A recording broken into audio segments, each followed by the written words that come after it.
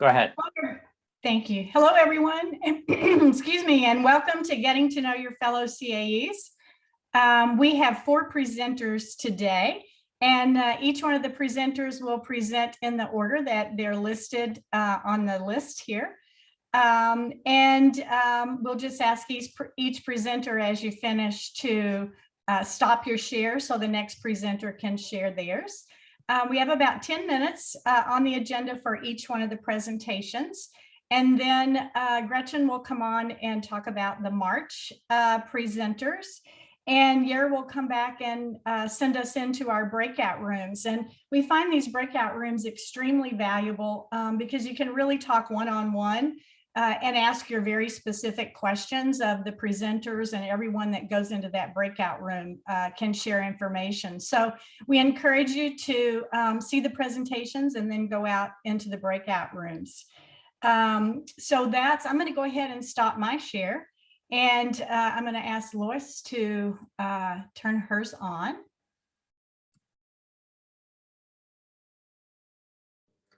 I am in the process of doing that.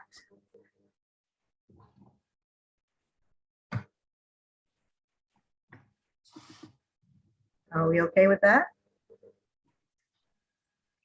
We are.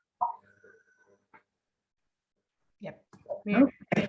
Well, thank you. Thank you for the introduction. It's been, it's exciting to finally be here. In February, when we signed up for this, it seemed like it was months and months away, but February is here and I'm excited about that. So thank you. As the agenda noted, I am Loyce Pailen, and I'm the Senior Director for the Center for Security Studies at UMGC.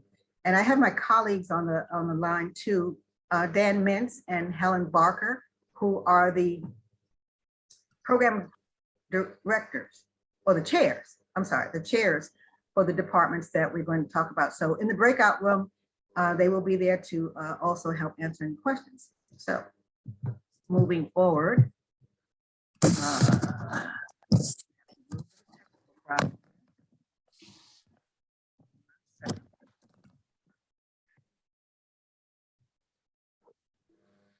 Are we still there? We're here. Yes, thank you. Okay, can you see the screen okay? Is it all right? Just wanted to, using the template that we were provided, I just wanted to talk about some of our validated programs of study. We just completed and was approved for our Master's of Science in Cybersecurity Management and Policy. The link that I have there is where you can find out more information about the program. And we do not have any other validated POSs at this time, but we are at the ready to submit our next cybersecurity technology program as soon as the PMO office allows us to submit another program of study application. The program focus for the Masters of Cybersecurity and Management and Policy regarding the NICE framework is noted in this slide also. We selected securely provision, operate and maintain, oversee and govern, protect and defend, and investigate. And the titles in parentheses are the job roles that are associated with the NICE framework and for this program. Subject matter in our offered programs, of course, cybersecurity policy and management. We also do quite a bit of grant writing, and we have a virtual learning environment called MARS. I can't go into a lot of it. It's a very comprehensive virtual lab that we can talk about in the breakout rooms, but MARS is a virtual lab platform that we're using. Loyce, we're seeing your as I mentioned, what may be our next program of study, Masters of Science in Cybersecurity Technology, is on the list. And again, we have already started the process, since we are experts now in doing POSs. We have already started to gather the information that we need from a faculty and student standpoint, KUs and things like that, that are associated with putting the Masters of Cybersecurity Technology into the queue.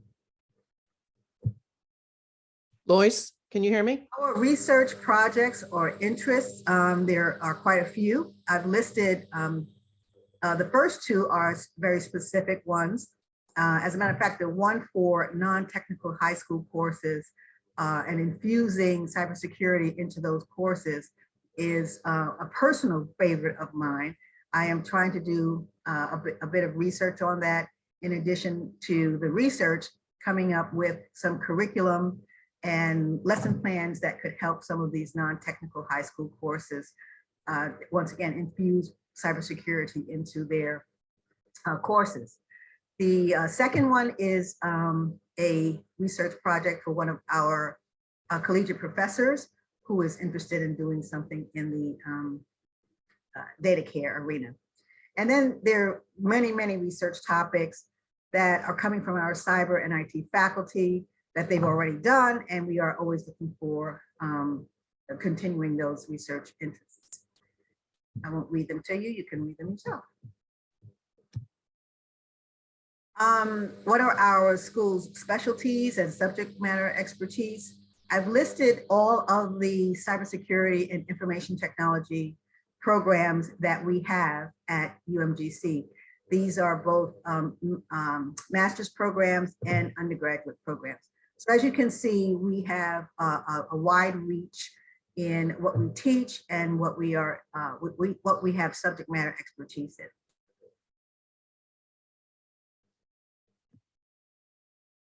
The grants that we are working on, we've had an exciting time working on grants. We've had several years of CYSP students, cybersecurity scholarship program from NSA and DoD. We've had several years of students who were selected. Some of them are in their jobs now. We have a couple that are still taking courses, but we've been very successful in the CYSP program. We've also had held a couple of Gen Cyber teacher camps. We had a teacher camp in 2019, and we had a virtual camp in 2021. We are continuing, we are still under the period of performance in the 2021 Gen Cyber grant. So we are still working with some of the teachers who attended the camp to further their education. We, what else is on my list here? We had a couple of capacity building grants. If you look at the bottom, the Cybersecurity Advanced Degree Fellowship, that was a capacity building grant that allowed us to take individuals with advanced degrees and provide them with the opportunity to take the 2 courses necessary for a cybersecurity certificate at UMGC. And in addition to that, they had other research and presentation responsibilities. But that was a very successful grant also. So currently, we are always looking for cybersecurity related partnerships with these grants. There's a funding opportunity that's out there now, the DoD NDEP funding opportunity. And of course, we are looking for opportunities to partner with 2-year institutions or community colleges on this grant. So if you have any interest in partnering with us, please feel free to jump into the breakout room and let's talk about it. And you can always communicate with me via email.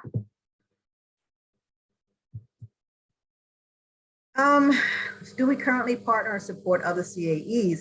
Well, of course, we are part of the Northeast Regional CAE group.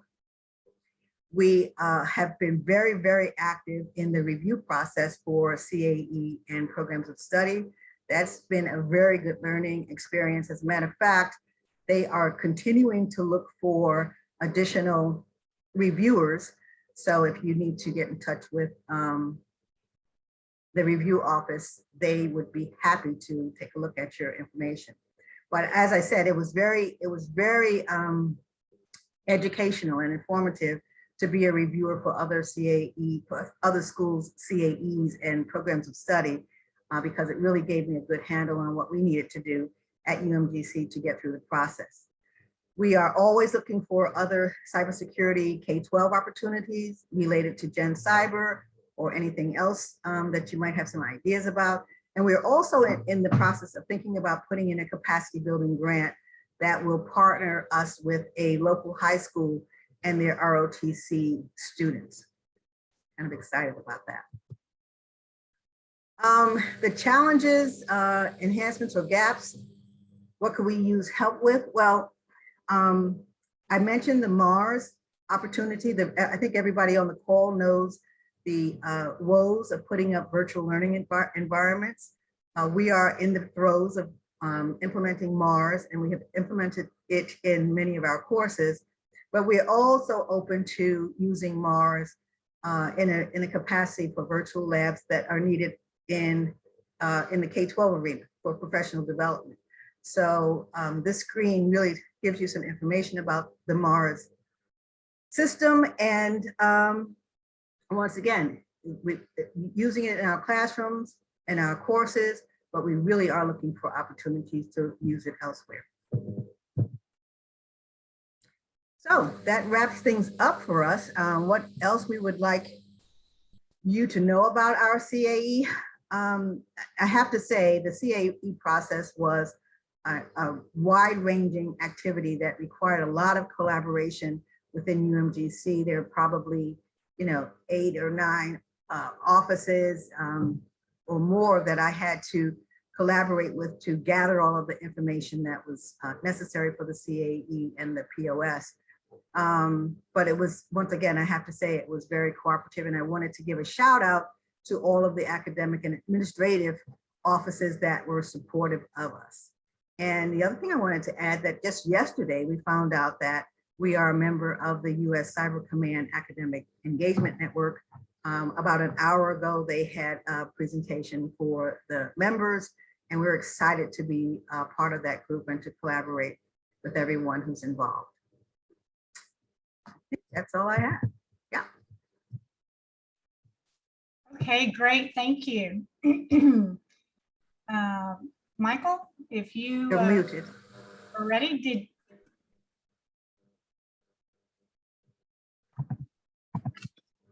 I'm ready. Okay. Thank you. So you can see, right, my screen, correct? Okay. Yes, you may want to hit the presenter mode where we want to make sure that your presentation is in presentation mode. Here you go. Excellent. Okay. Yeah, sometimes it may have problems. So yeah. Okay, great. Thank you. And thank you, and Sandra and everybody else here. So giving me this opportunity to talk about the cybersecurity at the Purdue University Northwest. So my name is Michael Chu. I'm in the point of contact for the CAE at the PNW. And also I'm a professor and director for the Center for Cybersecurity at the PNW. So PNW has received the CAE designation in 2014, and we get redesignated in 2019. And I guess next year probably we need to submit it for re-designation. So our currently the validated plan of study is the bachelor degree, Bachelor of Science in Computer Information Technology. So we do have a cybersecurity concentration, but that's a newly developed one. So in this CIT program, so we have many IT foundational courses like the Windows Server Administration, Linux System Administration, Network Basic, network routers and bridge, and network design and programming course. And we do have quite a few computer science related courses like the operating system course and data structures, some of advanced software development course. So then we do have many cybersecurity course. For example, we have the fundamental of information assurance. We do have a system security. We have system security deal with network security and some of the protocols. So software security, security management deal with risk management. We do have the advanced topics in cybersecurity, which is a major CEH preparation course. It's one of the major components. We do have the 2 forensic courses like Windows forensics and the other one is the mobile forensic course. So we have, lots of those technical courses, very technical program. We expect that the students, if they go through our education, we expect then they will go prepared for this nice cybersecurity workforce work categories, right? Operate and maintain, that's for IT. Protect and defend, of course, cybersecurity and investigate, forensics and analyze. We do have a few two database courses and 2 AI, one AI and one machine learning course in our program. So, we do have one new degree program. It's called the Cybersecurity BS program. So it's in progress. It has been approved at the university level. And now we need to get the official approval from the BOT, and then of course the other another level. So we have waiting for another approval. So we expect that this cybersecurity program will be launched in fall 2022 and this fall. So for this cybersecurity, actually it's a replacement of that cybersecurity concentration. So we will add machine learning course and add a few certification preparation courses, more hands-on. So we may have a little bit less on the programming, like software development, but more hands-on. Like right now we have a security CEH, but we want to have more like security parts and CyberOps, and maybe CHA5. We will see. So, but those it could be ongoing improvement. We have done some research, quite some research. So we are not a research school. So we are a teaching-oriented school. We have research in the cybersecurity education, focus on the K-12, and we have workforce development, and we have the applied cybersecurity security, for example, cyber-physical systems. We have grants or industry support projects going on. So for the cybersecurity education, we are part of the RAIN project, right? So that's a 2020 initiative. So we are very fortunate to work with, the 6 other partners, and, UH is the leader. So we're developing that the educational gains is a web browser based. And we do have a capacity building project. So it's almost going to end. So it's quite a few years ago. So we developed the cybersecurity curriculum for K-12 education. So mainly for the extracurricular activities, like, those labs and the projects, right? And the games. And we have run the Gene Cyber Summer Camp since 2016. So we have, kind of like more than 430 students participate. And also we run 2 teacher camps. So have like 38 teachers. For the workforce development, we have a few here, like 3 here. So one is, of course, CyberCops. So we have 22, recruited 22 scholars. So then they need to be placed in the government agency. And so far, we have the internships, besides one get an internship at the private. So, and we have students start to be placed, and they have received offers or placed at the NSA, CISA, FBI, and Air Force, and some other agencies as well. So we currently run one of the, a cybersecurity workforce project. So it's a pretty big project, and we work with some other universities and college and community colleges. So we will talk about it a little bit later. So just give you a general idea. So we have like 4,600 applicants, and we enrolled over 600 in the program so far. So we are doing the certification preparation and help them to do this, get the certificate, and then we also host a job fair. So then help them to get the jobs. So we do have, advanced manufacturing sectors workforce, project. We develop the curriculum and we provide training about is collaborate with someone else, like the cybersecurity center. So, here's our collaboration internally at the PNW. So we do have the CMAC Center. So they have actively engaged with the packaging and manufacturing industry. And we collaborate with them, and we also work with the PMI, which is the Manufacturing Association. So we have done a curriculum development, the workforce training. So last year we got $50,000. This year we got $100,000. So and there's another center is Silvers, and they actively engaged with steel industry.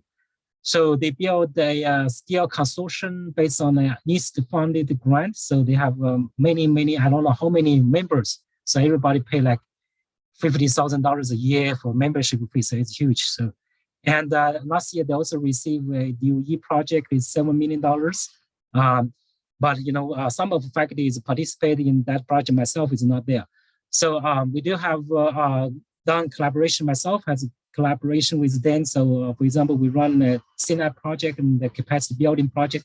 So we developed those 3D cybersecurity games and 2D as well. So here's the collaborations, right? Externally. So we love to plan, collaborate with other CAE institutions and colleagues, right, in this community. We have run, subcorps, for example, work with Avitech Community College and Moran Valley. So, for example, half of the students actually recruited from the community college. So it's a very challenging, but it's very rewarding. So we for the AI, workforce training right now. So we work with Avitech, UTC, and UNC Charlotte.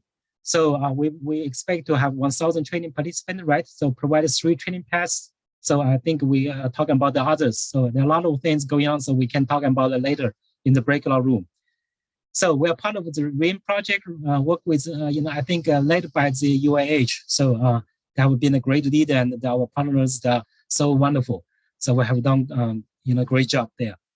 So we also work with the local law enforcement, build the for example, digital forensic labs. So we're one of the kind of support. Okay, and there are some future collaboration. Of course, I know that's just come out with a call for proposal, right, from NCAE. So they have education passwords and free passwords. So I think we have for all those projects we have done. I think we have a pretty good foundation. Maybe we can work as a partner if they looking for partners. So for example, we are the part of the RAIN, right? So curriculum development, and we also have CNAP password project to develop a tool to do the curriculum analysis, find out the gaps and difference between different programs, and we, of course, articulations and student transfer. And from the workforce, we do have a certification preparation course developed, and certification support and handling. So, for example, how we build a partnership with those those vendors, and then we handle the virtual handling and help them get certified. So we also build a lot of industry partnership, and we have job fairs. So we will host our own job fair for our participants. So I don't need to talk too much about this, collaboration. We already had quite some, so I don't want to take everybody's time. So, it's almost 10 minutes, right? So for what we're looking for, so maybe, more collaboration, definitely, right? So more involved in this community. And of course, I've done the program review for the, the community and also competency group. And I'm going to do the competency exercise. So hopefully we have more curriculum things like, I'm a part of that curriculum commission, right? So, so we hopefully will have some curriculum for cyber law and contracting and compliance. So that's one of the areas we want to have a participant to be trained in that area, but we don't have the curriculum ready and we don't have the expertise. So, and I guess we should have introductory cybersecurity course. So we did develop one based on Professor Melissa Duck's material, and we use some of our own material. Okay, so yeah, so that's pretty much about everything I would like to share. And thank you all for your patience and this opportunity. Thank you. Okay, thanks, Michael. If you will unshare, stop share, and then we'll ask Nina to share her screen.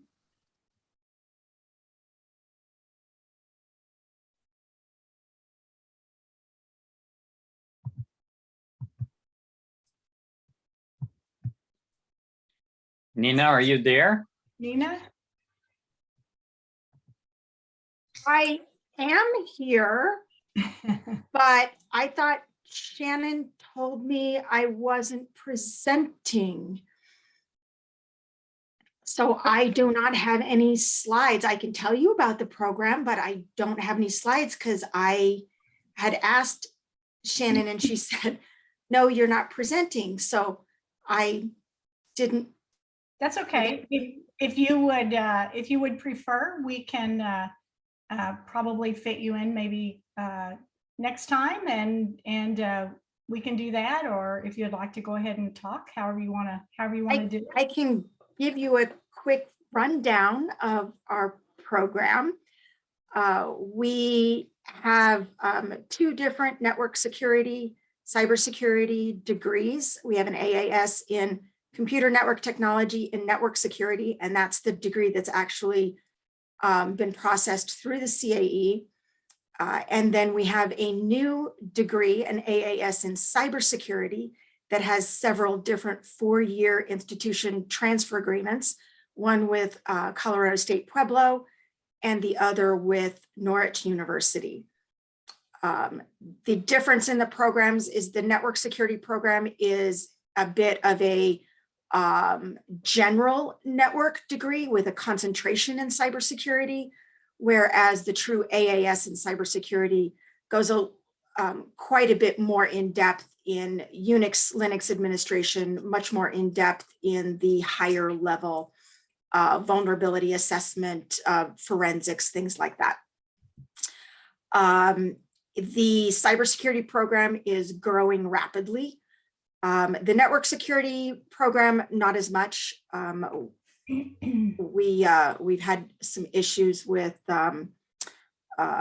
retention and some things like that with that particular program.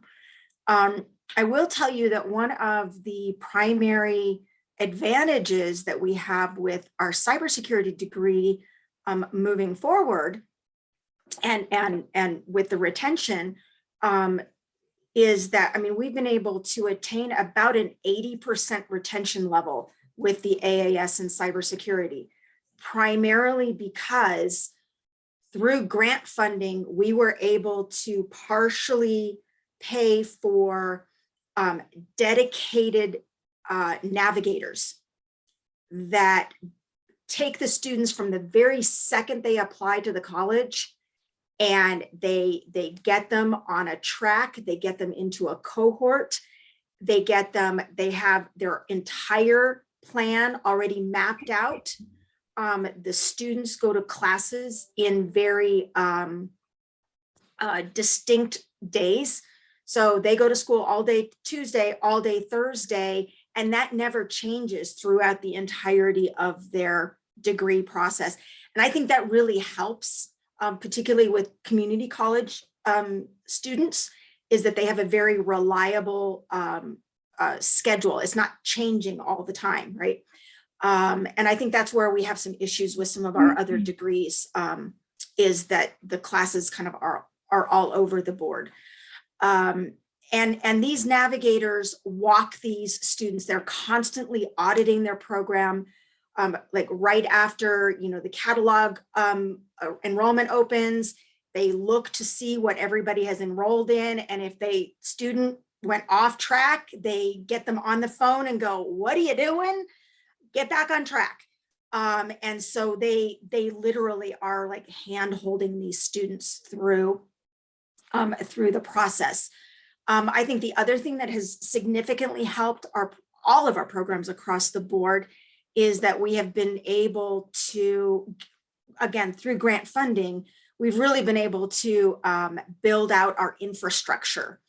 And, oh, I'm sorry, I didn't even introduce myself. I'm Nina Amey. I'm the department chair for computer technologies at Arapahoe Community College in Colorado. We have 2 campuses, one in Littleton and one in Castle Rock. I do apologize. I just sort of like jumped in there. Anyway, we've been able to really beef up our infrastructure so that right before COVID hit, we had gotten the NetLab, NDG NetLab system, and we were able, when COVID hit, we were able to immediately switch those classes that had in classroom specific requirements. We were able to immediately switch them to custom labs in NetLab, which we had no downtime with learning, which was absolutely amazing. We've now built, and I'm in the process now of building a server farm so that every instructor can have their own set of virtual lab environments that students can access from the outside world. And this is really helpful in that we are, a lot of our classes are what we call high flex. So the instructor is in person, the students have the option of either coming to class in person or attending virtually. And so developing this virtual server farm really has been a super high priority so that everyone, no matter whether you're in class or you're virtual, you've got equitable resources across the board. So that's kind of my main goal now. I will tell you something that is super cool is that we have a capstone class called Enterprise Security. And because here in Colorado, the CMMC is big, right? And it's going to become bigger, right? As things go through. And so what we're doing is we are adding a CMMC module to our enterprise security class. We have been given free licenses from Cybersecurity Dashboard, and they're doing internal audits. But then what we're doing is we're getting companies to volunteer to have our students come on site and perform a level 1 audit. And then they have to report back, and they're using the Cybersecurity Dashboard. So I'm in the last phases of nailing that down. And I'm super excited about that because that's really, for us, that's showing the employer that our students actually do know their stuff, right? And it's also, potentially helping the company realize where they have some risk holes. It's helping cybersecure because maybe they'll continue using the dashboard. So I'm super excited about all of that. Yes, I do have an NSF grant that is entering in its 3rd year right now. And we'll get a 1-year extension. But NSA has been awesome in supporting our workshops over the summer with their Enigma program. The students in the summer workshops have just been thrilled to pieces. And we built an entire week of workshop around, it's all about Bletchley Park, right? So our whole theme for the entire week, they start off with the Enigma and the whole theme is Bletchley Park. So it's pretty cool. I don't know what else to tell you about my program since I'm doing this off the top of my head. I apologize. Does anybody have any questions about what I'm doing? Great job, great spontaneous report, Nina. Thank you very much. You will have a breakout room. Yair has set you up with a breakout room. Oh, so okay. if anyone does have questions for Nina, then please go into her breakout room in order. All right, and I'll post the site to our cyber center in the chat. Thank you, and thank you for your patience, understanding. Thank you. All right, let me get my screens set correctly. So now I feel a little strange. Can you see my shared screen? Okay, good. All right. My name is Sandra Blanke. I'm from the University of Dallas. And I am the program director, the associate professor of the program, and really sort of, we have a very small professor group. So I would say we're all kind of jack of all trades at the University of Dallas. We have been a center of academic excellence for almost 20 years. And I get the pleasure tomorrow night of adding in the person that started our program back in 2002 into the University of Dallas Hall of Fame. He brought to us the importance. His name is John South. He's still involved and a professor at our program. And so we've been doing this a while. We continue to learn with each one of you and all the other schools. We are a CAE in cyber defense, and we are actually in the College of Business, and our program is a Master's of Science and an MBA program. We work really hard to get all of our undergrad students from the other side of the university into our cybersecurity program. We look for computer science students, we look for math students, other STEM area students to come in and join our cybersecurity program.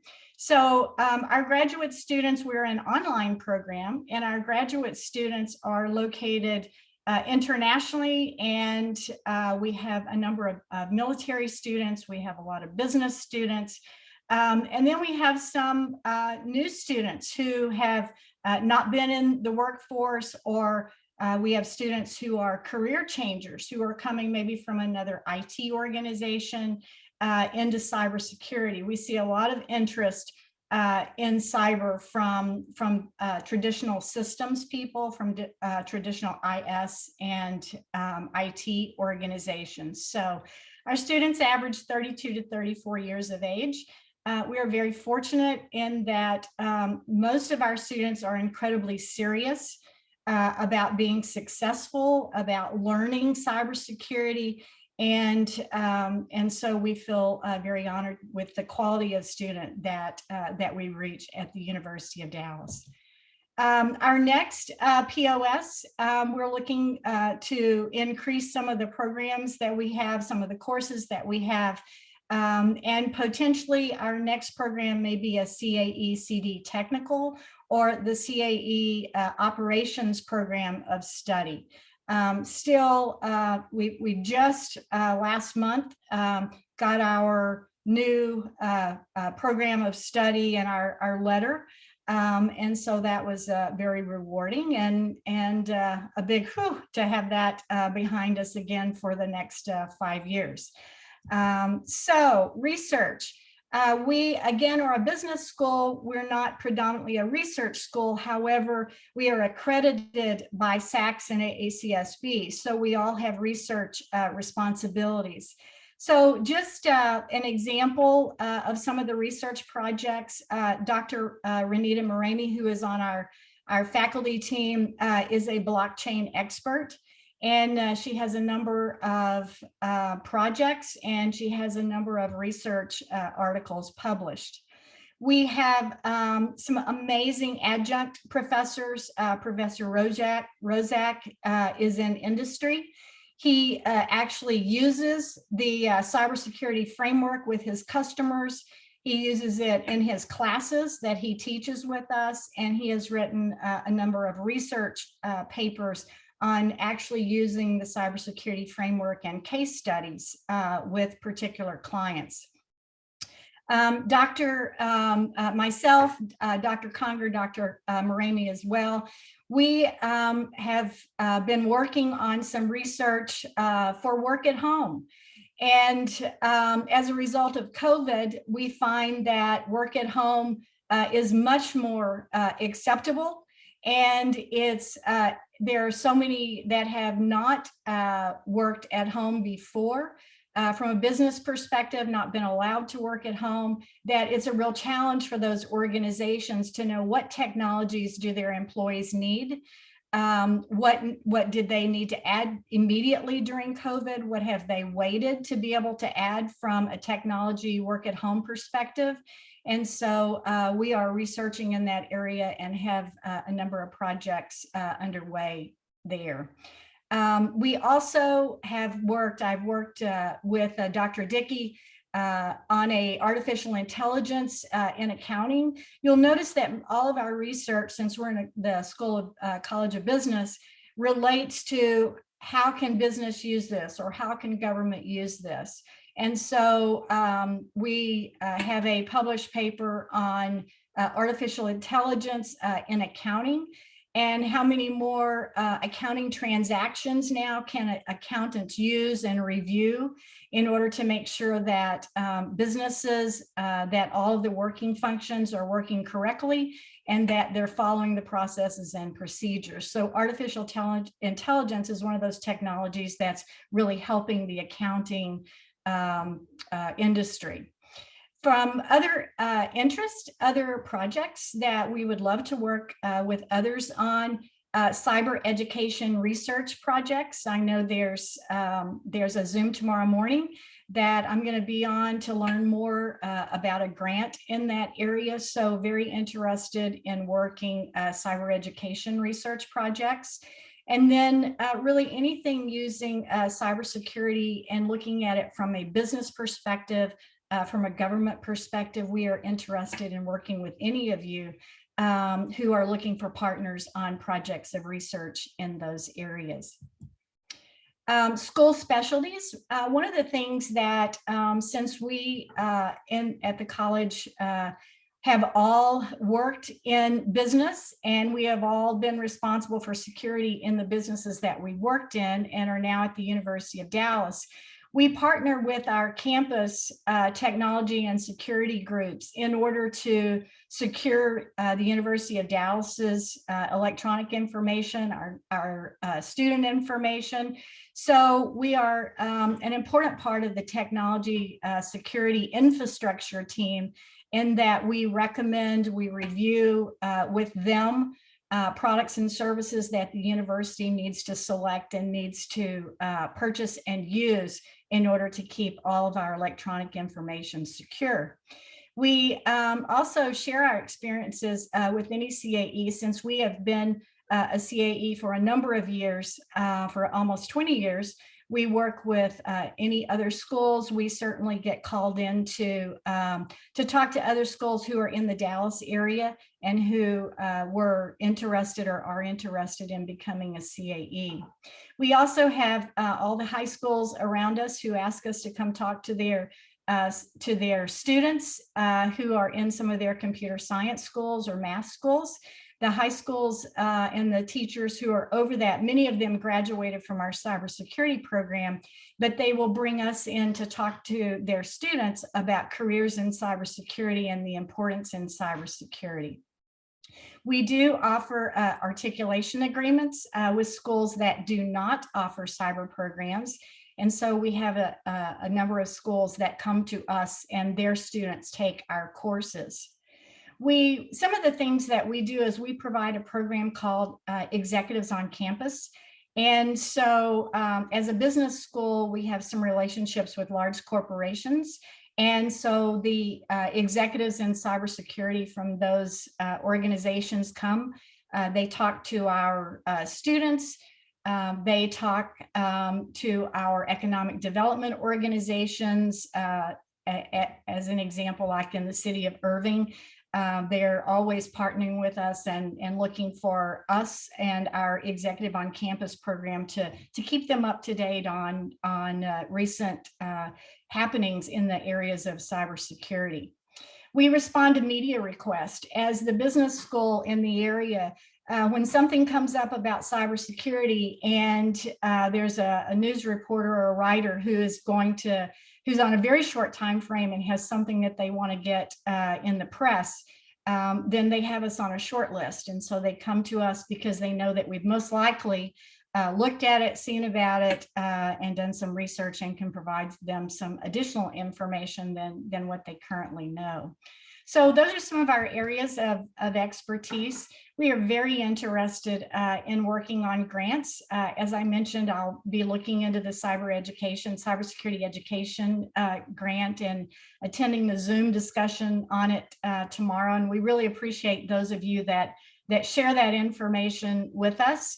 We're looking to collaborate on any curriculum development, particularly in the area of business and cybersecurity, outreach programs, apprenticeship programs. We're always looking for opportunities of where we can place some of our students who are not currently working. The majority of our students are currently working, and many of them are already in cyber positions, but they're looking for promotions. They're looking just for continuing their education in cybersecurity. So we are looking to share cyber labs and cyber range opportunities. We're currently working with the University of Texas at San Antonio, and we're looking at their cyber range and hoping to jump on that and to get some more hands-on experiences for each of our students. We also look to our industry partners to work with us for creating and for hosting any hackathons or tabletop exercises. But again, we're certainly ready, willing, and able to partner with any of you as well if you're looking for someone to help work with you on any of those exercises. The articulation agreements, and one of them that I discussed earlier is with Queen's University. And Queen's students come to the University of Dallas. They take 4 cybersecurity courses from us.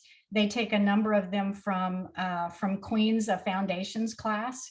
And then they take all their other MBA courses from Queen's. So it's a real partnership and an articulation agreement with them. As I mentioned, we try to get each one of our undergrad STEM students to come into the master's program. So we offer what we call a 4+1. So undergrad students can start their MS degree in cybersecurity while as long as their grade point average is very high, as long as the head of the department in the computer science area supports them, then they can start their cybersecurity program with us. And we find them a really good feeder group into our MS and our MBA courses. Articulation, we are in conversations with College, who is located close to us, about articulation agreements. And again, looking to for some help with cyber range labs and hands-on opportunities, partnershiping with enterprise for their security operations centers, or allowing our students to be apprentices there. And again, ready, willing, and able to work with others.